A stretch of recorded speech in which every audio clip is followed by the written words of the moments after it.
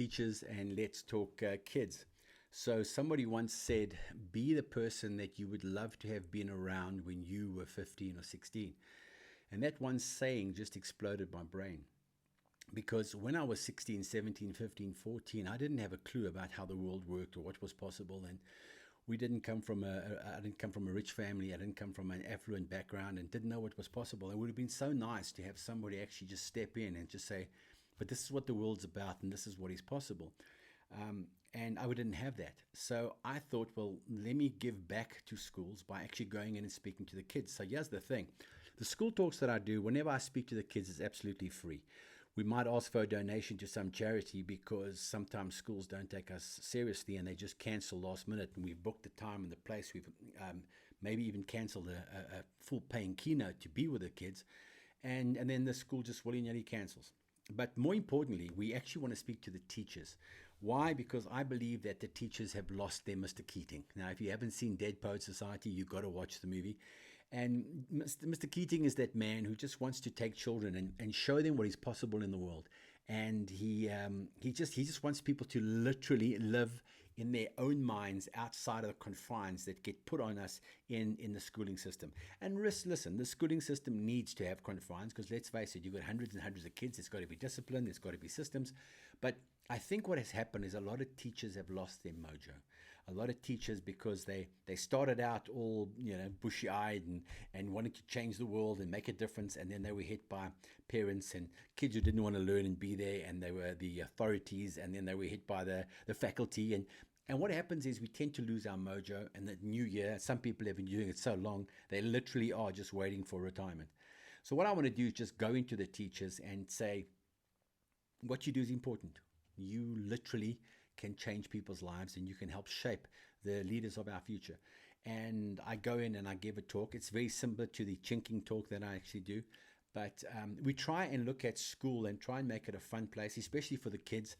A quick example, I never forget, I was sitting in biology and I put my hand up because I was that kid. And I said to Mrs. Dawson, I never forget her name, Miss Dawson. I said to her, ma'am, how is labeling a fern going to help me get a job? And I'll never forget. I mean, the class laughed, which is what I wanted. And she just said to me, Gavin, just shut up and learn. And of course, that it just spurred me on. So I went to my geography teacher. His name was Mike Merning. And I said to Mike, I said, Mr. Merning, sorry, I just got a question. And of course, the kids are laughing. I said, how is learning about metamorphic igneous and sedimentary rock going to help me get a job? And I'll never forget, it was almost like he channeled Miss Dawson. He said, Gavin, shut up and learn. Of course, this became a thing to me. And I decided that I was going to go to every single class and ask exactly the same question. And almost to a word, I got exactly the same answer, shut up and learn. It wasn't until after I left school, and by the way, went to Johannesburg College of Education to become a school teacher. That was the longest 3 months of my life. I realized that teachers don't know, and that a lot of the times most teachers are just people who have never left school.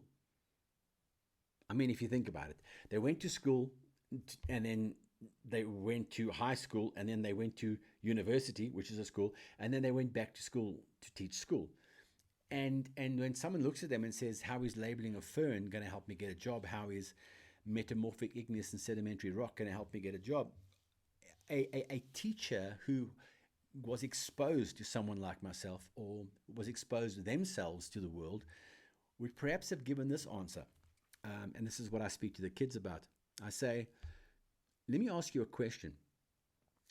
Where do you find diamonds? Do you find them lying around the ground or do you have to dig for them? Do you find them deep in the earth's crust? And the answer is obviously you dig for them, you find them deep in the earth's crust. So, okay, so in other words, you've got to work to get diamonds. Okay, number two, how are diamonds formed? What are the processes that form a diamond? And what generally comes out is heat and pressure, yes, and friction. Heat, pressure, and friction, am I right? And that's what makes a diamond. So the question is, why do you think you get homework? Why do you think we push you? Why do you think we challenge you? We challenge you and we put you under pressure and we give you friction in your life because the more friction and pressure that you can actually take, the more of a diamond you're going to become. Do you see the analogies? Biology, we talk about mitosis and meiosis. And then I start explaining to them about multi-level marketing, and how if you understand the concept of a cell splitting into a cell, into another one, you understand the greatest remuneration structure known to mankind, which has made more multimillionaires than anybody else, and that is multi-level marketing. And I learned that in biology with Miss Dawson, but she didn't even know that she was teaching that. Do you get the point? What I want to do is I just want to go have fun with teachers. I want to have fun with the kids. I start off by making the teachers I make the teachers the enemy, and then by the time the end comes, the teachers are the heroes, because they really are heroes. And I'm talking about the true teachers, the ones who really, really want to teach because it's a calling. So yeah, that's what we do in the teachers talk, and that's what we do in the kids talk. Again, we don't charge for the kids. We charge a minimal fee for the teachers because it's our way of giving back, and I hope I can come and inspire your teachers. A lot of schools have actually used us normally at the beginning of the year or beginning of a season.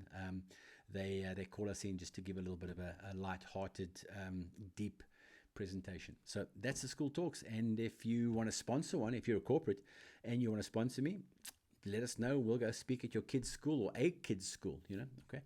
In fact, I think that's probably my goal in life. If I could just find a corporate sponsor who would pay my fees, all I would do is go from school to school and just speak to the kids about the possibilities.